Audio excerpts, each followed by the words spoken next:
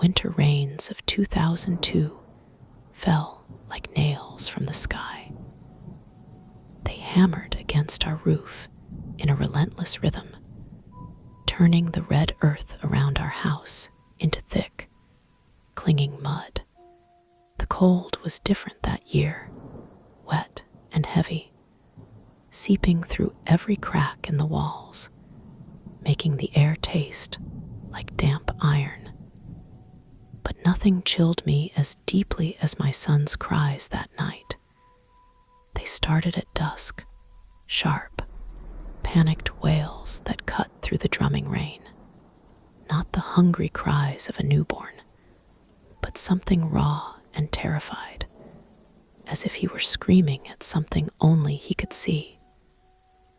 I tried everything, rocking him, singing, pressing his tiny body against my chest. His milk sat untouched, his fingers curled into stiff little fists, his nails digging into his palms hard enough to leave crescent moons in his skin. By 3 a.m., my arms shook with exhaustion. The rain had become a downpour, so loud I could barely hear my own thoughts. Desperate, I woke my younger brother. "Please," I begged, my voice hoarse over the storm. "Just warm his bottle. Maybe he'll take it this time." He nodded, groggy but willing, and shuffled out with the bottle in hand. The moment the door closed behind him, my son's crying stopped. A silence thicker than the rain swallowed the room. Then his body locked tight in my arms, his back arched violently. His eyes rolled back until only the whites showed, gleaming in the flickering lamplight. A wet, gurgling sound bubbled from his lips, like something was pressing down on his tiny chest. My blood turned to ice. I ran. My parents' door crashed open under my weight, just as thunder split the sky outside. At the same second, a scream ripped through the house, my brother's, followed by the shattering of glass. He stumbled into the room seconds later, his face ashen, the bottle still clutched in his shaking grip.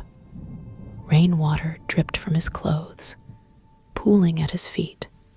"It's in the lounge," he gasped. My father was on his feet in an instant, a knife in his hand. My mother grabbed my brother's shoulders hard enough to leave marks. "What did you see?" His breath came in ragged bursts. The storm outside made the lights flicker. The heater, it was on the floor. And next to it, he swallowed hard, his eyes darting to the window where the rain lashed against the glass like frantic fingers. It was sitting there, watching the door, like it had been waiting. What was? My father demanded a tokoloshe. The word slithered into the room, heavier than the thunder outside. My brother's voice dropped to a whisper. Small, dark as the mud outside. Its skin was slick with rain, or maybe it wasn't rain at all. Its arms were too long.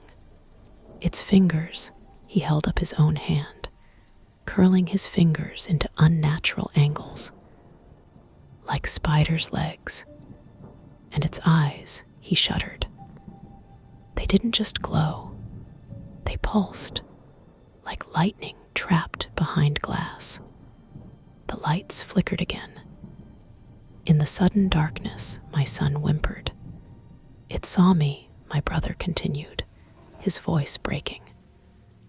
And then it grinned, all teeth, too many teeth. Then it kicked the heater over just for fun. And when the lightning flashed, it was gone.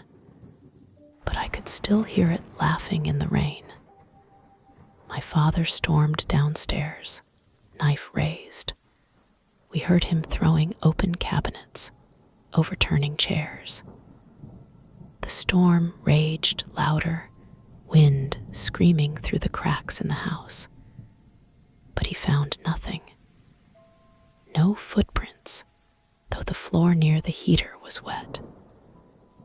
No broken windows, though the latch on the back door swung loose, rattling in the wind. Just the toppled heater, its coils still glowing faintly in the dark, hissing where rainwater had dripped onto them. My mother didn't wait. She dragged us to her bedroom, locked the door, and began to pray, not softly, not gently, but in a voice that rose above the storm. The words were old, passed down from her grandmother, a charm against darkness, a plea to the ancestors. I joined her, my voice shaking. Outside, the rain fell harder, pounding against the walls like something trying to get in. My son's stiff limbs began to loosen. His whimpers faded.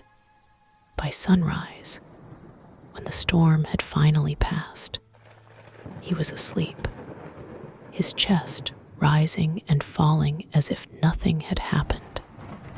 But something had happened, because when I dared to walk past the lounge that morning, the first light of dawn showed what the night had hidden, a trail of wet footprints leading from the back door to where the heater had fallen.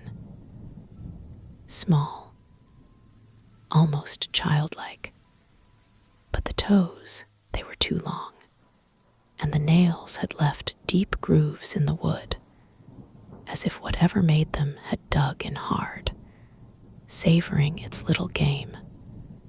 And in the mud outside the kitchen window, clear as day, were two small handprints, and between them, the unmistakable marks of something crouching, waiting, watching the house.